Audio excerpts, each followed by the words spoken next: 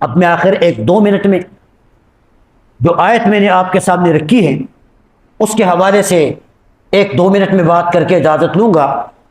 حضرت لقمان حکیم نام سنا ہوگا آپ نے، قرآن کریم میں بھی اس کا ذکر ہے، بڑے اللہ والے تھے، اپنے بیٹے کو انہوں نے بڑی نصیحتیں کی، جن میں سے بعض کو قرآن کریم نے ذکر کیا ہے۔ علماء نے لکھا ہے کہ تقریباً 4000 نصیحتیں کی، 4000۔ تو اپنے بیٹے کو سامنے بٹھا کر انہوں نے فرمایا کہ بیٹا 4000 نصیحتوں میں 4000 نصیحتوں کا خلاصہ صرف 4 نصیحتوں میں ہے، بس اس پر عمل کرو۔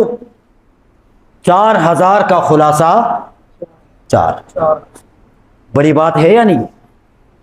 اس سمندر کو کوزے میں بند کر دیا، ایک طرف 4000 نصیحتیں اور سب کا خلاصہ صرف 4 نے۔ فرمائے احفظ 4 فی 4، 4 چیزوں کو 4 موقعوں پر کیا کرو۔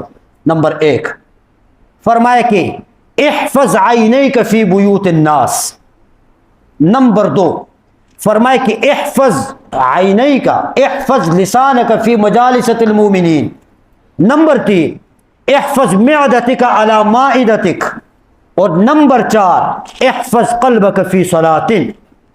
پہلے نمبر پر فرمایا کہ سب سے پہلا کام یہ کرو کہ بھائی احفظ عینیک فی بیوت الناس، جب بھی لوگوں کے گھروں میں جاؤ نا تو اپنی آنکھوں کی حفاظت کرو۔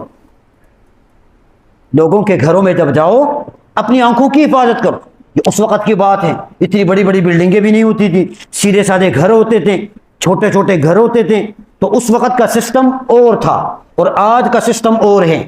آج تو مہمان خانے بنے، مہمانوں کو بیٹھنے کی جگہیں الگ بنی، لیکن اس وقت سسٹم ایسا نہیں تھا۔ تو آج کے دور میں اس کا مطلب یہ ہوگا کہ ہر وقت ہر لمحہ اپنی نگاہ کی حفاظت کرو۔ بڑی بات ہے یا نہیں؟ دوسرے نمبر پر فرمایا کہ احفظ لسانک فی مجالست المؤمنین، جب بھی مومنوں کی مجلسوں میں جاؤ نا وہاں اپنی زبان کی حفاظت کرو، زبان کی حفاظت کرو۔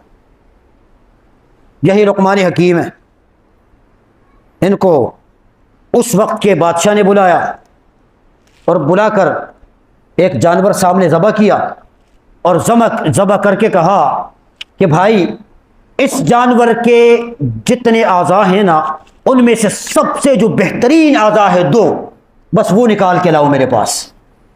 لقمان حکیم نے اس جانور کی ایک زبان کاٹی اور ایک دل کاٹا اور یہ 2 چیزیں بادشاہ کے سامنے پیش کی کہ سب سے بہترین اعضاء یہ ہے۔ اس کے بعد فرمایا، بادشاہ نے کہا کہ اب اس جانور کے گوشت کے جو سب سے بدترین اعضاء ہیں وہ نکال کے لاؤ۔ پھر یہی 2 چیزیں پلیٹ میں رکھ کے سامنے پیش، کہا سب سے بدترین یہ ہے۔ تو وجہ پوچھی کہ بہترین اور بدترین دونوں ایک وجہ کیا ہے؟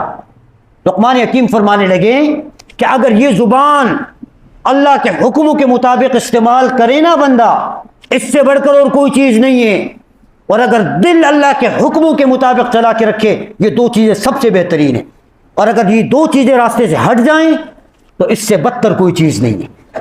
اس لیے فرمائے کہ بھی جب بھی مجلس میں جاؤ نا اپنی زبان کی حفاظت کرو۔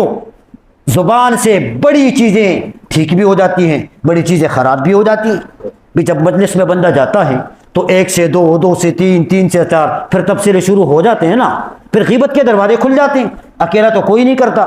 زبان کی مسنگ جب ہوتی ہے یہ مجلس میں جا کے ہوتی ہے، تو اس لیے فرمایا کہ بھی زبان کی حفاظت کرو۔ تیسرے نمبر پر فرمایا کہ بھئی احفظ معدتک علی مائدتک، جب تو اپنے دسترخوان پر بیٹھے گا کھانے کے لیے تو اپنے معدے کا خیال رکھنا۔ کھانا کھانا لیکن اندازے کے مطابق کھانا، یہ نہیں کہ جانوروں کی طرح سب ہڑپ کر جائیں۔ جگہ اتنی سی تھی اور اتنا سا ڈالا تو معدہ خراب ہوگا نہیں ہوگا؟ 3 وقتوں کا بندہ ایک وقت میں کھا جائے تو پھر کیا بن جائے گا؟ اس لیے فرمائے کہ بھئی اس کا بھی خیال رکھنا ہے۔ چوتھے نمبر پر فرمائے کہ احفظ قلبک فی صلاۃ، نماز کے دوران اپنے دل کی حفاظت کرنا، کوشش کرنا کہ بھئی کوئی وسوسے نہ آ جائے، کوئی غلط خیالات اس طریقے سے نہ آ جائیں۔ اس لیے کہ جب بندہ نماز کے اندر کھڑا ہوتا ہے تو یہ اللہ کے ساتھ براہ راست اس کی ملاقات ہو رہی ہے۔ امام اعظم ابو حنیفہ رحمۃ اللہ علیہ کے پاس ایک شخص آیا اور آ کر انہوں نے کہا کہ بھی حضرت گھر میں نے خزانہ رکھا ہے، کوئی سونا وغیرہ رکھا ہے، پر وہ جگہ میں بھول گیا ہوں کہ وہ کدھر رکھا ہے میں نے، آپ کوئی ایسا حل بتائیں کہ وہ مجھے یاد آ جائے۔ امام صاحب تو سمجھ رہے تھے نا کہ بھئی لوگوں کی حالت کیا ہے، عبادت میں ان کی کیفیت کیا ہے، وہ تو سمجھدار تھے، سمجھ رہے تھے۔ امام صاحب نے فرمایا 2 رکعت نفل نماز پڑھو، 2 رکعت پڑھو۔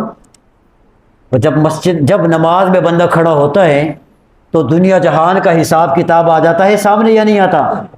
وہ بتایا تھا نا میں نے کہ ایک مولوی صاحب نماز پڑھا رہے تھے، 4 رکعت کی نماز تھی، تو 3 پر اس نے سلام پھیرا، تو پیچھے لوگوں میں باتیں شروع ہوئی، کسی نے کہا 3 ہو گئی ہیں، کسی نے کہا 4 ہو گئی ہیں۔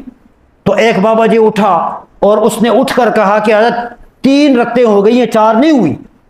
امام صاحب نے کہا بھئی آپ اس طریقے سے کیوں ایک اعتماد کے ساتھ کہہ سکتے ہیں کہ بھئی 3 ہوئی 4 نہیں ہوئی؟ اس نے کہا بات اصل یہ ہے کہ میری 4 دکانیں ہیں، اور جب آپ 4 رکعت کی نیت باندھتے ہیں نا تو پوری ایک رکعت میں پوری ایک دکان کا حساب کرتا ہوں۔ اب میری 3 دکانیں ہو گئی ہیں، 1 دکان باقی ہے، تو بس 3 رکعتیں ہو گئی ہیں، چوتھی باقی ہے۔ تو ہمارا تو حال یہ ہے بھائی، جسمنا ہا ہونا و روحنا فی الہوا، جسم تو یہی ہوتے ہیں پر روح ہماری ہواؤں میں لٹک رہی ہوتی۔ اللہ پاک خشوع اور خضوع والی کیفیت نصیب فرمائے اور ہمیں عمل کرنے کی توفیق عطا فرمائے۔ وآخر دعوانا